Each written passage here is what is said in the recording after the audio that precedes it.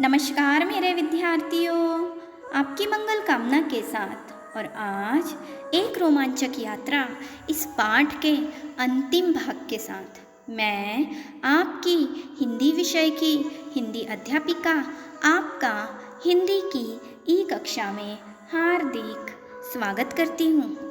विद्यार्थियों, आज हम कक्षा 6वीं में विषय हिंदी में पाठ्यपुस्तक ज्ञान सागर से पाठ एक रोमांचक यात्रा इस पाठ का अंतिम भाग अध्ययन करने वाले हैं।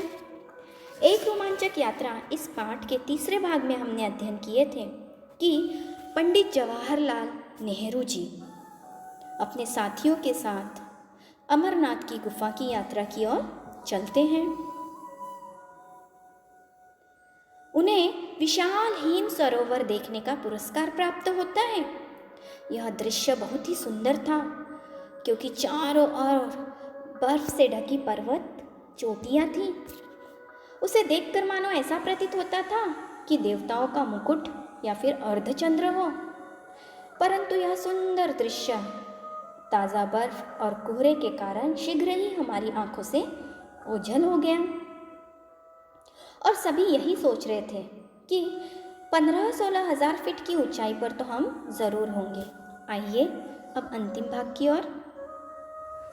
हम लोगों ने सोचा कि चढ़ाई खत्म होने से हमारी मुश्किलें भी खत्म हो गई होगी।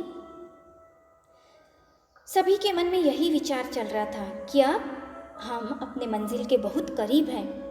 अब चढ़ाई खत्म हो जाएंगी और इसी के साथ हमारी मुश्किलें भी। यही वजह थी या यही कारण था कि हम बहुत थके थे। फिर भी हम लोगों ने हंसते खेलते हुए अपनी यात्रा की यह अंतिम जो मंजिल थी इसे तय करना जल्दी से ही शुरू किया। लेकिन इसमें बड़ा धोखा था। क्यों? क्योंकि रास्ते में दरारें बहुत सी थी और ताज़ा बर्फ गिरने के कारण खतरनाक बड़ी बड़ी चौड़ी चौड़ी जो दरारें थीं वह बर्फ से ढक जाती थी। आगे नेहरू जी कहते हैं कि इस नई बर्फ ने ही मेरा करीब करीब खात्मा कर दिया होता। कैसे? क्योंकि जैसे ही जवाहरलाल जी उस ताज़ा बर्फ पर पैर रखते हैं वह नीचे को खिसक गई और क्या होता है, धम से एक बड़ी दरार में नेहरू जी जा गिरते हैं। लेकिन हमने इसके पूर्व अध्ययन किए थे कि नेहरू जी और उनके साथियों ने एक दूसरे को रस्सी के सांकल में बांध लिया था। जैसे ही वह गिर जाते, यह दरार बहुत बड़ी थी और कोई भी चीज़ उसमें बिल्कुल नीचे तक पहुंच सकती थी, लेकिन मेरे हाथ से वह रस्सी नहीं छूटी जिसे हमने एक दूसरे को बांध रखा था।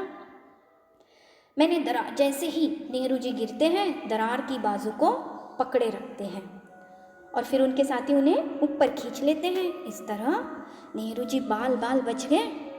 इस घटना से हम लोगों के तो होश उड़ गए, सभी के होश उड़ गए, सभी हैरान रह गए। फिर भी हम लोगों में जोश बहुत था, आगे चलते ही रहे। लेकिन आगे जैसे रास्ता तय करने लगे दरारों की तादाद या दरारों की संख्या जो है और बढ़ गई और उनकी चौड़ाई भी आगे जाकर और अधिक बढ़ गई। इनमें से तो कुछ दरारों को पार करने के लिए हमारे पास सीमित साधन ही थे, कोई साधन भी नहीं था।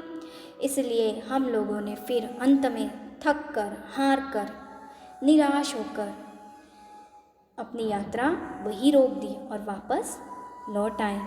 इस प्रकार हमारी अमरनाथ की गुफा अनदेखी रह गई। विद्यार्थियों,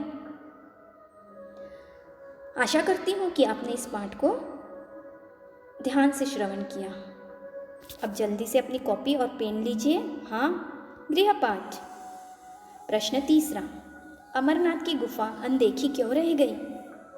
क्योंकि दरारों की तादाद और उनकी चौड़ाई आगे जाकर इतनी बढ़ गई और इन दरारों को पार करने के लिए उनके पास साधन भी नहीं थे। इसलिए अमरनाथ की गुफा अनदेखी रह गई। आप यह गृहपाठ अवश्य पूर्ण करेंगे।